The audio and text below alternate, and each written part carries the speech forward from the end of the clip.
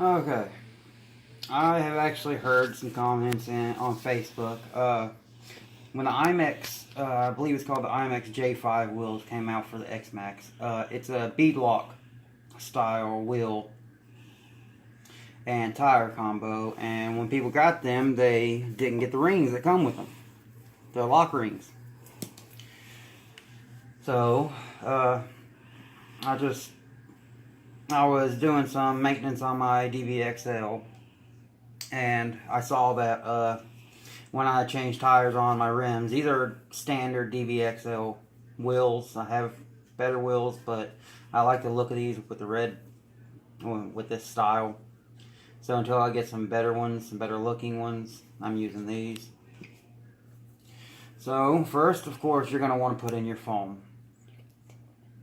Never try to put the tire over the foam, especially with fifth scales, because these tires are big, they're fucking thick, very thick, they're very hard to work with.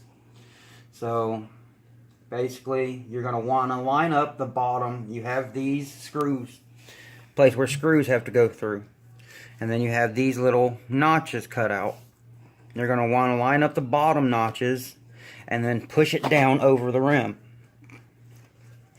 And you're always going to want to do the back first, because you got to stretch the tire over.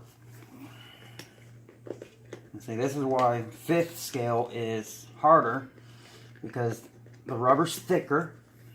Just everything's harder to, everything's bigger with fifth scale.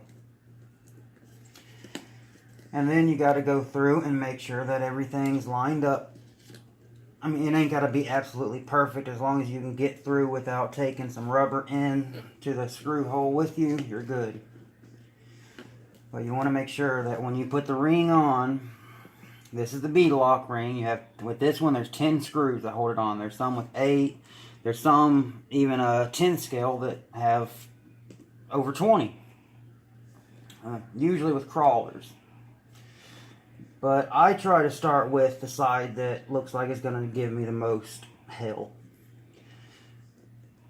I like to use a drill because it's very fast. I just set the clutch on the lowest setting so I don't strip anything out.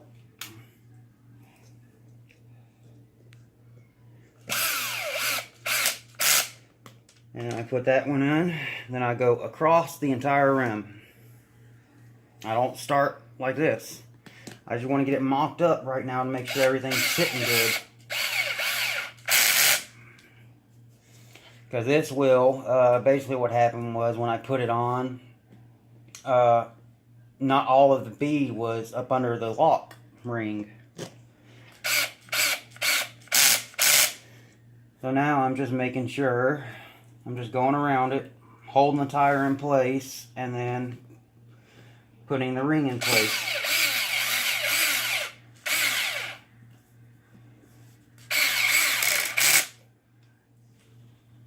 You see, there's a problem right there.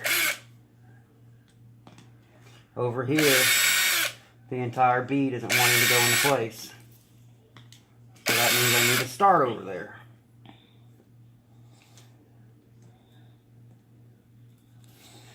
Always a side that is the biggest pain in the butt is where you're going to want to start, because once you start locking down these screws, you're locking this ring down in place.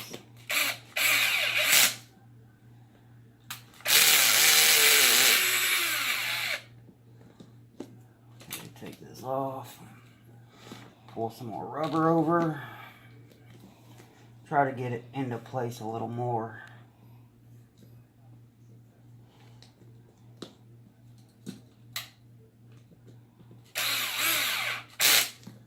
See, there we go. Now I don't have that extra rubber showing,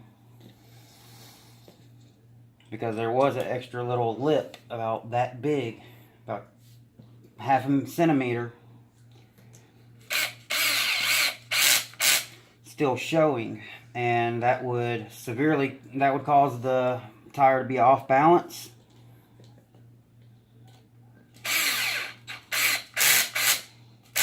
And just cause, let's see, now it's doing it over here.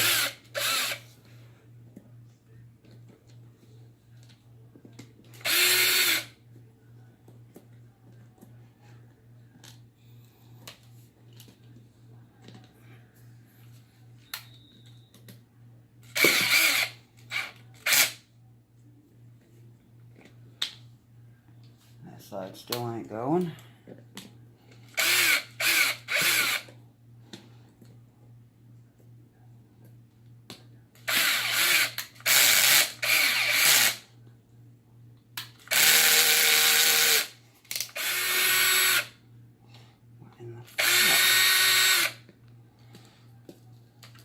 It's one side that is being a pain in the ass.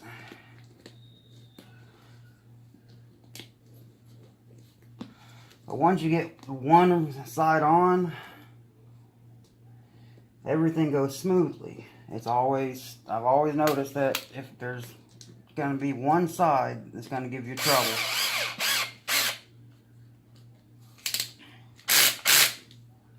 Okay, now that's not showing.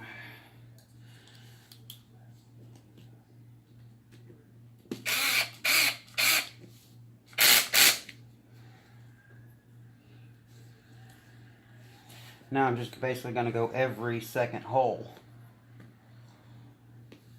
And this is why I like to use a drill, because it makes it a hell of a lot faster. Just make sure you have your clutch set to the lowest possible setting.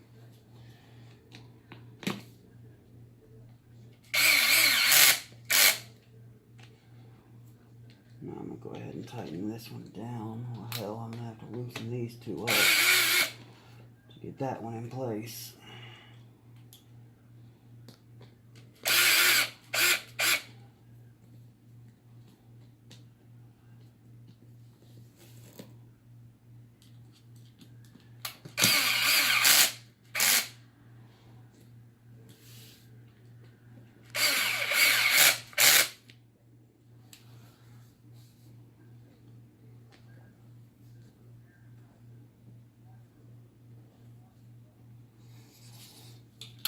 Damn it.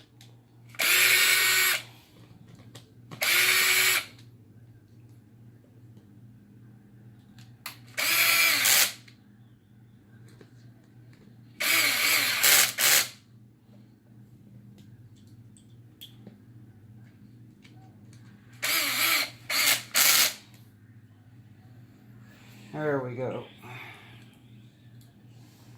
And then hopefully everything will just go smooth from there. I got a little bit of a gap right there, but as it's running, that gap will, the tire will seat a lot more.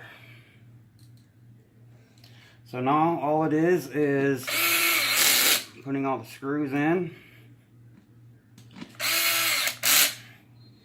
And like I said, that's why I like to use a drill, because there's a lot of screws. So that side's on. It'll seat in place completely, going over bumps and everything. This side, usually the smaller side, this is the offset. I mean, sort of a short course style. So you have a bigger on the inside. The inside diameter is larger than the outside. So you just take it, put it into the wheel. It's always easier on this side because you can lock it into the wheel, the rubber itself. And now the wheel itself is in place. And you can just make your way around with the screws. Put one in while you're grabbing another.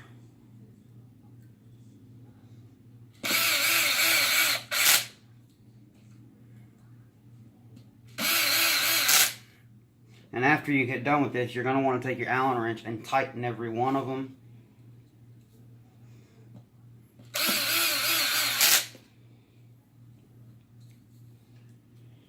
So I got 45 seconds left in this video, see if I can get it done. If not, you basically get the idea of how a bead lock works. It pinches the bead between the lock ring and it pinches the bead of the rubber between the wheel and the ring. 2 screws.